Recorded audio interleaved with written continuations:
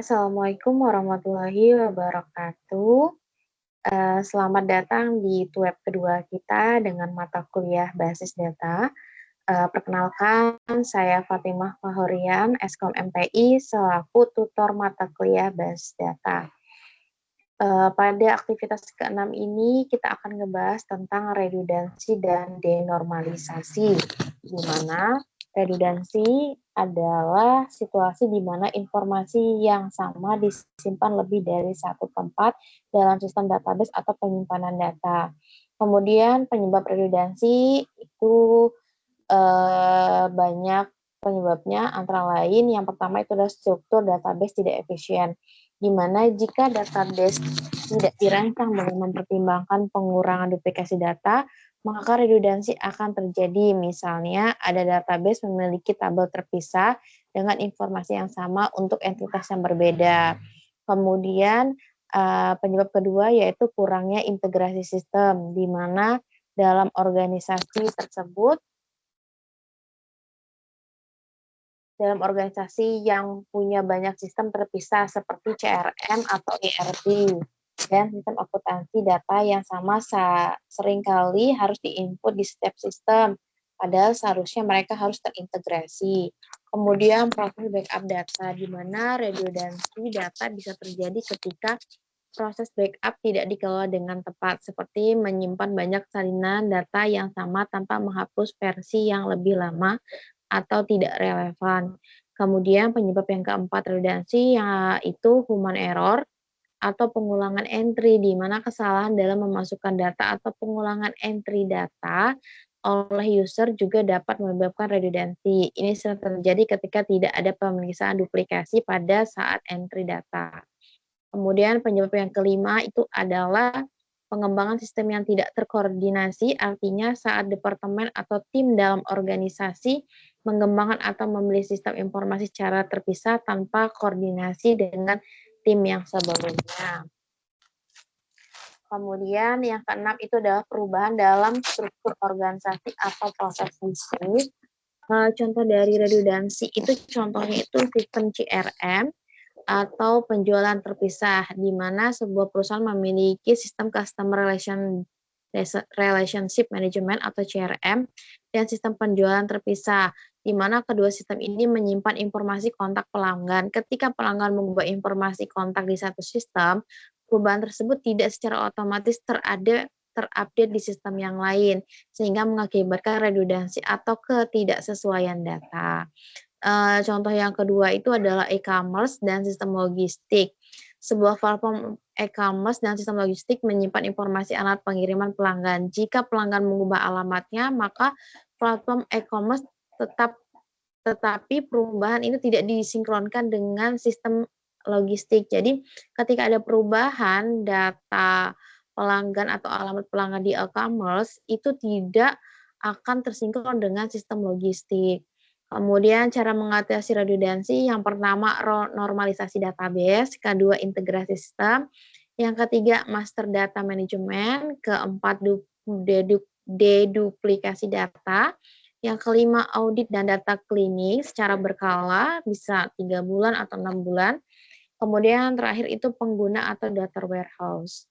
Kemudian denormalisasi adalah teknik mengoptimalan basis data di mana kita menambahkan data yang berlebihan ke satu atau beberapa tabel. Ini dapat membantu kita menghindari penggabungan yang mahal dalam basis data relasional. Hal-hal yang mempengaruhi denormalisasi dapat dilakukan. Yang pertama, atribut yang terderivasi atau atribut turunan, yaitu atribut yang nilainya bisa diperoleh dari nilai-nilai yang sudah ada pada atribut lain. Yang kedua, atribut yang berlebihan, yaitu atribut yang memiliki kode tambahan yang menunjukkan beberapa kondisi lainnya, seperti atribut terkodekan, atribut gabungan, atribut tumbang tindih, dan atribut bermakna ganda. Kemudian yang ketiga itu tabel rekapitulasi, yaitu hasil pengolahan dari sebuah tabel yang ada. Ini adalah contoh dari IRD, studi kasus di mana di toko ZXY terdapat transaksi penjualan di mana pelanggan dapat membeli banyak barang dan barang dapat dibeli oleh banyak pembeli. Setiap pelanggan memiliki kode pelanggan, nama pelanggan dan alamat pelanggan, kemudian barang memiliki kode barang dan nama barang.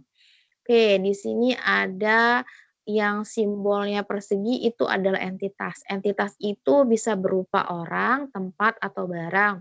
Sedangkan atribut itu adalah kalau saya katakan itu adalah ciri dari entitas tersebut.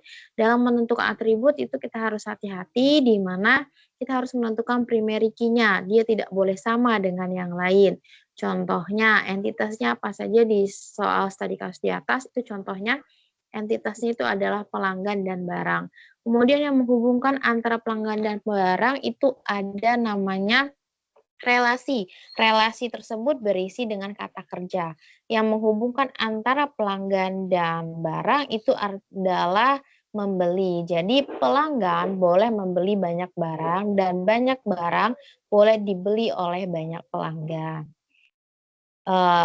Saya mengingatkan selaku tutor mengingatkan juga ada tugas satu yaitu membuat IRD dengan studi kasus di bawah ini. Pada sebuah perguruan tinggi, mahasiswa akan mengambil mata kuliah yang ditawarkan. Setiap mahasiswa dapat mengambil minimal satu mata kuliah, namun dapat mengambil beberapa mata kuliah dalam satu semester. Setiap mata kuliah hanya bisa diajar oleh satu orang dosen dan setiap dosen dapat mengampu atau mengajar minimal satu mata kuliah. Langkah yang pertama harus kalian lakukan adalah menentukan entitasnya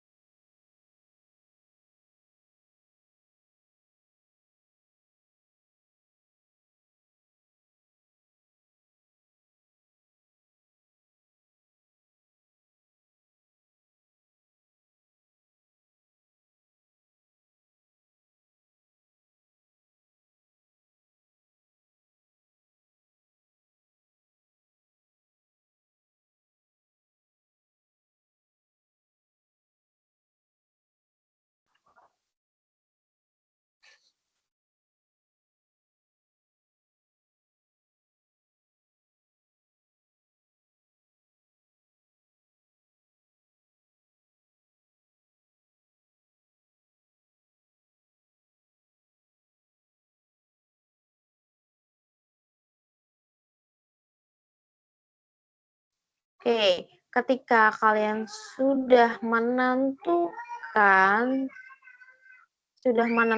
entitasnya, ada mahasiswa, ada mata kuliah, dan dosen, maka kalian menentukan atributnya. Kemudian setelah menentukan atributnya, jangan lupa dalam menentukan atribut tersebut kita harus menentukan primary key-nya yang mana yang tidak boleh sama dengan yang lain. Kemudian saya selaku tutor juga mengingatkan bahwa mahasiswa wajib membuat video pengerjaan tugasnya dari mana tahap pertama yaitu menjelaskan perkenalan diri, kemudian langkah-langkah, dan kemudian mempresentasikan laporannya, laporan pengerjaannya, dan terakhir itu adalah kalimat penutup. Oke, demikianlah perkuliahan kita pada malam hari ini. Atas perhatiannya saya ucapkan terima kasih. Wassalamualaikum warahmatullahi wabarakatuh.